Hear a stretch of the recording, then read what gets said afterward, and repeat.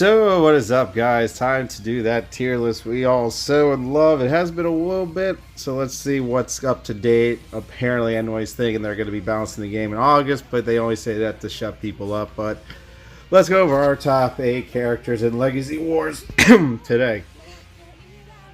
So I guess started off, say Sky is amazing. Still, nothing's really changed. His range is godly. His breakers are good for the long range game.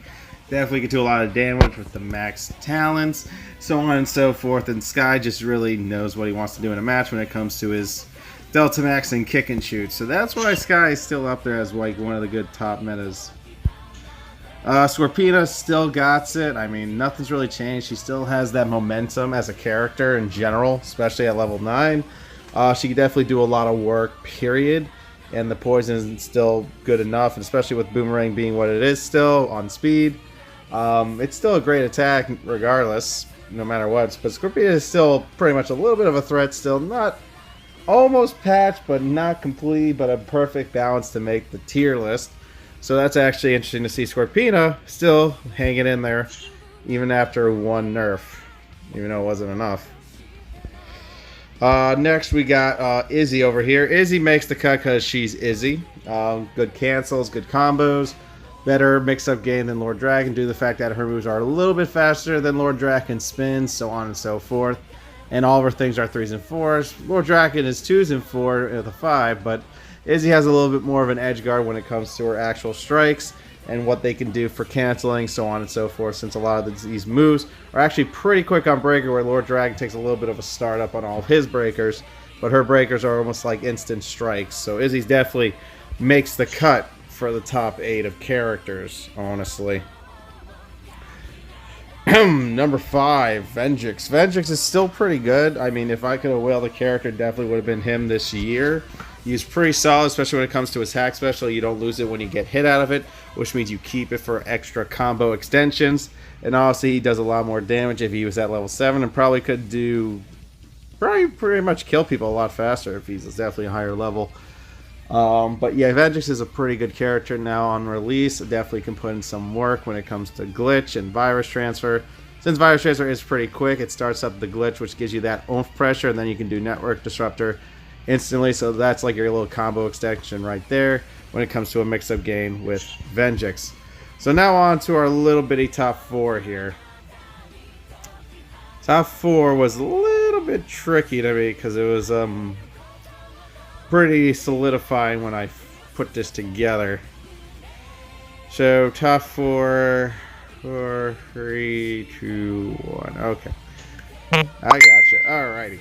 So Dragon Trini is actually still pretty good for her moveset. I mean, fast hack and slash, Mega Launch does what it does, and pretty much everything else in between. She's still a great character due to the fact that she still can have Hyper Armor on her beam, and that beam can go into more combos. Obviously, this comes down to, more damage added to the character. So Dragon Shield, Dragon Armor Trini. I lied to you. Dragon Armor Trini is not for. Rewind the tape. Rewind it. I'm trying to. Let me just think real quick. Was it Dragon Armor Trini I was putting on? No, Dragon Armor Trini is a lie. I lied to you. Do not listen to me on that. So. Actually, number 4, sorry about that, is definitely going to be Ninja White. He's still pretty good, pretty solid, even after one nerf. He's still good, regardless of the fact that he still has 3s and 4s, and the teleport attack is still the same amount on speed, so it's pretty quick that you have to predict or get hit. So again, Tommy's still up there as one of those good characters that can do things and can still put up a fight with most of the cast. So that's pretty much Ninjetti White. So he was actually one of the stronger investments at the end of the day because they didn't really nerf him to oblivion, but balanced him to where he can't do too many pop-ups, but he's still stupid to this day. That's why Tommy's number 4. Number 3, I'm going to give it to North Korea over here, aka Psycho Pink.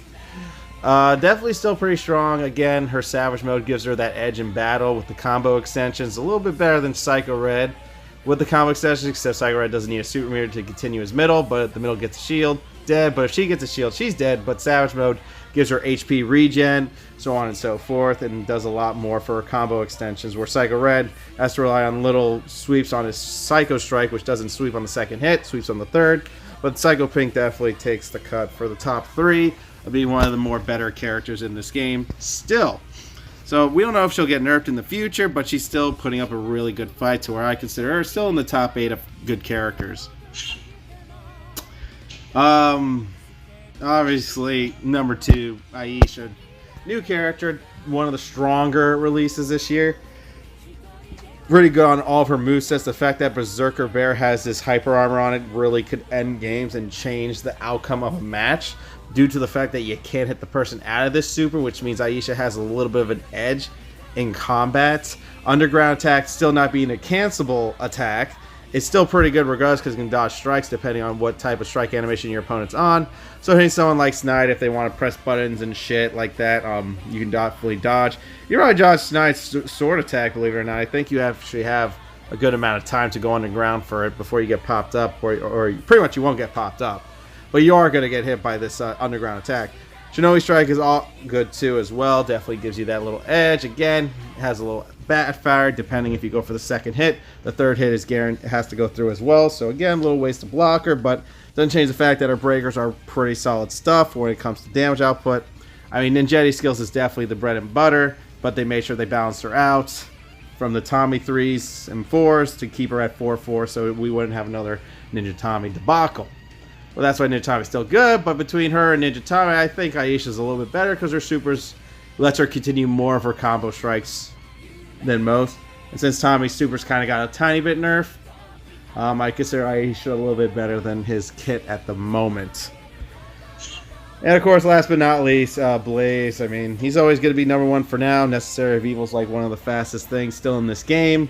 It's either you get lucky on the block or you take the hits regardless of the situation. But Blaze is always going to be the stronger of most of the characters. He's not, believe it or not, he's actually pretty balanced in friendlies, I guess, because there's not a lot of damage. But, anyways, but Blaze is still pretty good regardless of the situation, unless they nerf him this August, apparently. But we'll see. I doubt it. Anyways, but yeah, Blaze apparently will still take the number 1 spot on this tier list for his stupidity on speed. But that's why the top 3 can take on Blaze due to their speed and their range. As long as Blaze can't run away too fast, you have a chance. Now, I think they're probably going to nerf Blaze's primary to maybe one's going to be a 4, so he's not as consistent with his primary strikes. Since one of his primary strikes does steal energy, it's kind of busted anyways to do that. Stealing energy is always good in this game, depending on the character, and Blaze kind of abused that power with the 3s. If it's 3, it's easier to steal and continue combos. If it's 4, it's a little bit more tricky on your combo potentials. So we'll see how they nerf Blaze in the near future. But I'm still going to give this character the benefit of the doubt that he's still number 1 for now until a patch is released for him.